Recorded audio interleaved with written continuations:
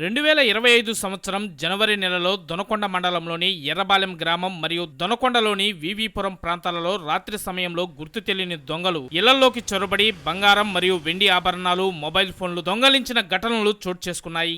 ఈ ఘటనలపై దొనకొండ పోలీస్ స్టేషన్లో కేసులు నమోదు చేయబడినవి. ఈ ప్రాపర్టీ పెండింగ్ కేసులను త్వరితగతిన ఛేదించేందుకు ప్రకాశం జిల్లా ఎస్పీ హర్షవర్ధన్ రాజు ప్రత్యేక దృష్టి సారించి దర్శి డీఎస్పీ మరియు దర్శి సిఐలకు అవసరమైన సూచనలు ఇచ్చారు. దీని మేరకు దర్శి డీఎస్పీ బాలమురళీకృష్ణ ఆదేశాలపై దర్శి సిఐ వై రామారావు పర్యవేక్షణలో దొనకొండ ఎస్ఐ రామకృష్ణ మరియు వారి సిబ్బంది ముద్దాయిల కదలికలను గమనించి సమాచారాన్ని సేకరించి చాకచక్యంగా 1/5/2026న ముద్దాయిలను దొనకొండలో పట్టుకుని వారి వద్ద నుండి సుమారు 11.5 గ్రాముల బంగారు ఆభరణాలు మరియు 38 తులాల వెండి వస్తువులు స్వాధీనం చేసుకున్నారు. తరువాత ముద్దాయిలను గౌరవ న్యాయస్థానంలో హాజరుపరచడం జరిగింది. కేసును త్వరితగతిన ఛేదించి సొత్తును రికవరీ చేసినందుకు పై అధికారులు దొనకొండ ఎస్ఐ రామకృష్ణని మరియు వారి సిబ్బందిని అభినందించడం జరిగింది. వేసవి కాలంలో చాలా మంది ప్రజలు ఇళ్ల బయట నిద్రించే పరిస్థితి ఉండటం వలన దొంగతనాలు జరిగే అవకాశాలు ఎక్కువగా ఉంటాయని, కాబట్టి ప్రజలు తమ ఆస్తులను భద్రంగా ఉంచుకోవడంతో పాటు తగిన జాగ్రత్తలు తీసుకోవాలని జిల్లా ఎస్పీ ఈ సందర్భంగా సూచించారు.